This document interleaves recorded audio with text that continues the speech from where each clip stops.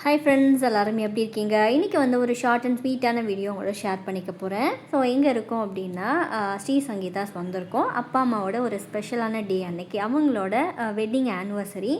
So அவங்களுக்காக ஸ்பெஷலாக வந்து சர்ப்ரைஸ் கொடுக்கலாம், ட்ரீட் கொடுக்கலாம் அப்படின்னு சொல்லிட்டு நாங்கள் கோவிலுக்கு போகலாம் அப்படின்னு சொன்னாங்க. கோவிலுக்கு போயிட்டு அதுக்கப்புறம் வந்து இங்கே லஞ்சுக்கு நாங்கள் ஒரு இடத்துல பிளான் பண்ணி வச்சுருந்தோம். ஸோ அந்த ஆம்பியன்ஸ் ரொம்ப நல்லாயிருக்கும்.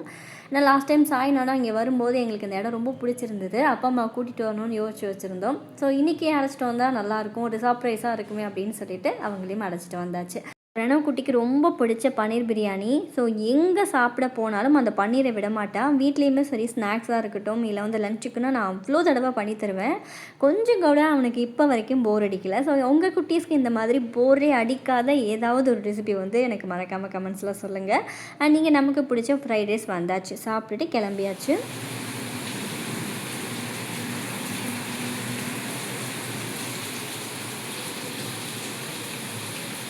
வீடியோ வந்து நான் ஈவினிங் டைம்லேருந்து எடுத்துக்கிட்டு இருக்கேன். ஸோ ஒரு 6 மணிலேருந்து இந்த விலாக் வந்து ஸ்டார்ட் ஆகுது. ஸோ வெளியில் செம மழை. திடீர்னு பார்த்தீங்கன்னா வந்து பயங்கர ஹீட்டாக இருந்தது. சூப்பராக ஒரு மழை வந்துட்டுருக்கு. அண்ட் இங்கேயுமே வந்து நம்ம விளக்கேற்றியாச்சு. ஈவினிங் வேறு ரொட்டீன் எல்லாமே முடிஞ்சுது. பிரணவ் குட்டிக்கு பார்த்தீங்கன்னா கொஞ்சம் வந்து படிக்கிறதுக்கு சொல்லிக் கொடுக்கணும். ஸோ நல்ல மழை இருக்கு இல்லையா, சூப்பரான ஒரு ஸ்நாக்ஸ் பண்ணலாமா? ஸோ ரொம்ப ஈஸி, கடையில் தான் வாங்கணும் இல்லை, வீட்டிலே வந்து ஜஸ்ட் ஒரு 5 மினிட்ஸ்லேயே வந்து நம்ம டக்குன்னு பண்ணிடலாம். அதோட சூடாக காஃபி குடித்தா வேறு லெவலில் இருக்கும். ரெடி பண்ணலாம் வாங்க. அதிகமாக நம்ம கடையில் வாங்குகிற ஒரு ஸ்நாக்ஸ் தாங்க ஆனியன் பக்கோடா ரெடி பண்ண போகிறோம். அதுவும் வீட்டில் பண்ணுறது எப்போவுமே ஸ்பெஷல் இல்லையா? ஸோ இந்த மழை டயத்துக்கு நம்ம டக்குன்னு வீட்டிலே 5 நிமிஷத்தை ரெடி பண்ணிடலாம். ஒரு 3 பெரிய சைஸ் வெங்காயம் கட் பண்ணி வச்சுருக்கேன். அதில் வந்து நீளமாக கட் பண்ணிக்கலாம். கருவேப்பிலை, பச்சை மிளகாய் அண்ட் இஞ்சி 3ம் சேர்த்துட்டு அதோட தேவையான அளவுக்கு உப்பு அண்ட் சில்லி பவுடர் நம்ம ஆட் பண்ணிக்க போகிறோம். ஆட் பண்ணிவிட்டு ஃபர்ஸ்ட் இதை ஈவனாக நல்லா கலந்துக்கலாம். ஸோ கலந்துக்கிட்டதுக்கு அப்புறமா நம்ம அதுக்கப்புறம் கடலை மாவு சேர்க்க போகிறோம். அம்மாவுக்கு சொல்கிற கடலை மாவு அளவு பார்த்திங்கன்னா, நீங்கள் 1 கப் அளவுக்கு அரிசி மாவு எடுக்கிறீங்கன்னா 3 கப் அளவுக்கு கடலை மாவு, அதாவது 3க்கு 1 அப்படின்ற மாதிரி அளவு சொன்னாங்க. அப்போ தான் பர்ஃபெக்டாக வரும் அப்படின்னு சொல்லிட்டு. எனக்கு அம்மா பண்ணுற ஸ்நாக்ஸ்லேயே ரொம்ப பிடிச்சது ஆனியன் பக்கோடா. சூப்பராக இருக்கும். அண்ட் ஸ்வீட் போலி வந்து நல்லாயிருக்கும். ஸோ அளவு வந்து சொல்லிட்டோம். கடலை மாவு 3 கப்புன்னு, அரிசி மாவு 1 கப்பு. அண்ட் இதில் வந்து கொஞ்சம் பட்டர் இல்லைனா கீ வந்து சேர்த்துக்கலாம். ஒரு 4 ஸ்பூன் அளவுக்கு நான் நெய் வந்து சேர்த்துருக்கேன். சேர்த்துட்டு ஈவனாக மிக்ஸ் பண்ணிவிட்டு தண்ணி வந்து எவ்வளோ வேணுமோ அந்த அளவுக்கு பதம் பார்த்து வந்து மிக்ஸ் பண்ணிக்கலாம். ரொம்ப சதன்னு இல்லாமல் ரொம்பவும் திக்காக இல்லாமல் உங்களுக்கு நான் மிக்ஸ் பண்ணிவிட்டு காட்டுறேன் பாருங்கள். ஏன்னா அதில் வந்து ஹாஃப் கோட்டாக இருக்கணும், ஹாஃப் கோட் ஆகாமல் இருக்கணும். ஸோ இந்த மாதிரி இருக்கணும் மாவு. இதை எடுத்து நம்ம எப்பொழுதும் போல் கையில் கொஞ்சம் கொஞ்சமாக போடுவோம் இல்லையா? ஸோ அந்த மாதிரி போட வேண்டியதாக. சோம்பு அண்ட் வந்து பூண்டு, இந்த ஃப்ளேவர் பிடிக்கும் அப்படின்றவங்க இதில் பூண்டு நல்லா தட்டி தோலோடையே வந்து சேர்த்துக்கலாம். அந்த வாசனையும் ரொம்ப நல்லாயிருக்கும். இப்போ கடாயில் எண்ணெய் சேர்த்து நம்ம அதை போட்டு நல்லா ஃப்ரை பண்ணி எடுக்க வேண்டியதுதான்.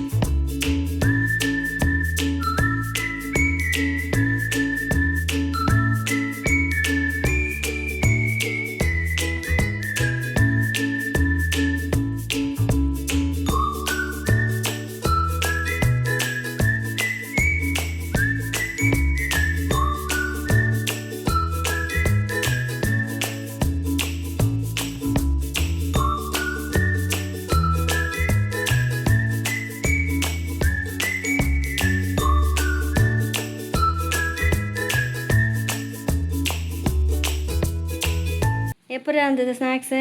செம்மையாக இருந்துச்சு. நல்லா இருந்ததா? ஸோ இவனுக்கு பார்த்தீங்கன்னா பெருசாக வந்து அதெல்லாம் பிடிக்காது. பட் வீட்டில் பண்ணுறது வந்து அதிசயமாக சாப்பிட்டாங்க. அவனே வந்து நல்லா இருக்குன்னு சொன்னான். சரி, ஓகே, முடிச்சாச்சு. படிக்கலாமா? ஓகே, வா.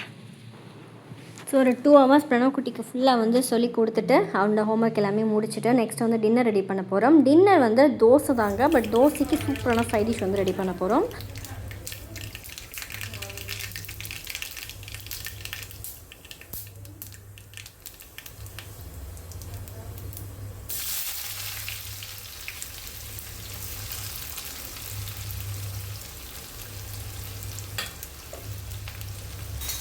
தோசைக்கு பிரியாணி கத்திரிக்காய் ரெடி பண்ண போகிறேன். அது என்னமோ தோசைக்கு பிரியாணி கத்திரிக்காவா அப்படின்னு கேட்குறீங்களா? ஆக்சுவலாக பிரியாணி சைட் டிஷ்ஷோட தோசைக்கு வீட்டில் எல்லாருக்குமே ரொம்ப பிடிச்சிருந்துச்சு ஒரு தடவை நான் ரெடி பண்ணும்போது.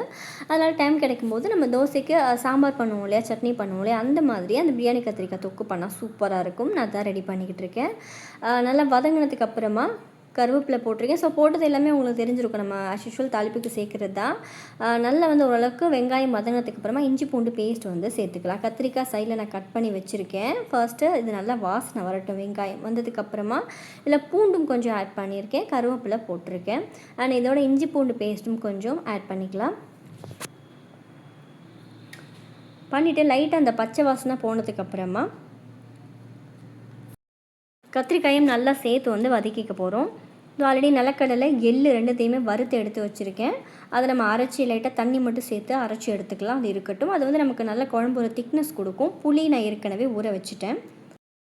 இதுக்கு கத்திரிக்காய் கொஞ்சமாக இருந்தால் போதுங்க. இதுவே பார்த்திங்கன்னா ஒரு 4-5 பேர் சாப்பிட்ற அளவுக்கு நமக்கு நல்லா தாராளமாகவே வரும். தண்ணி எக்ஸ்ட்ரா கூட ஆட் பண்ணிக்கலாம். ஏன்னா நிலக்கடலைலாம் நல்ல ஒரு திக்னஸ் வந்து நமக்கு கொடுக்கும். டேஸ்ட்டும் நல்லாயிருக்கும், ஹெல்த்தியும் கூட. அந்த கத்திரிக்காய் நல்லா வதங்கினதுக்கப்புறமா நம்ம இதில் வந்து தக்காளி சேர்த்துக்கலாம். சேர்த்துட்டு அதையும் நல்லா வதக்கிட்டு நம்ம அதில் தேவையான ஸ்பைசஸ்லாம் ஆட் பண்ணிக்க போகிறோம். உப்பு, மஞ்சள் தூள், சில்லி பவுடர், கொஞ்சம் குழம்பு மிளகாத்தூள் ஆட் பண்ணிக்கலாம். அந்த டேஸ்ட் நல்லாயிருக்கும். குழம்பு மிளகாத்தூள் வேண்டாம், வெறும் சில்லி பவுடர் மட்டும் போதும்னு நினைக்கிறவங்க விட்டுடலாம். நான் கொஞ்சம் குழம்பு தூளும் எக்ஸ்ட்ரா வந்து ஆட் பண்ணுவேன். இதுக்கு கொஞ்சம் நம்ம போடுற அந்த மசாலா எல்லாமே எக்ஸ்ட்ரா போட்டால் நல்ல காரசாரமாக இருக்கும். Okay fine. இதில் நம்ம சில்லி பவுடர் ஆட் பண்ணியாச்சு. அண்ட் சாம்பார் பொடி, குழம்பு தூளும் பார்த்திங்கன்னா ஒரு ஸ்பூன் அளவுக்கு சேர்த்துருக்கேன். இப்போ இது ஈவனாக மிக்ஸ் பண்ணிவிட்டு நல்லா கரைச்சி வச்சுருந்த புளி தண்ணியை இதோட சேர்த்துக்க போகிறோம். சேர்த்துட்டு ப்ரொசீஜர் ரொம்ப ஈஸிங்க. நல்லா கொதிச்சதுக்கப்புறம் பார்த்திங்கன்னா நம்ம அரைச்சி வச்சுருந்த எள்ளு நிலக்கடலையும் ஆட் பண்ணி கொதிக்க விட்டு கொத்தமல்லி போட்டு இறக்க வேண்டியதுதான்.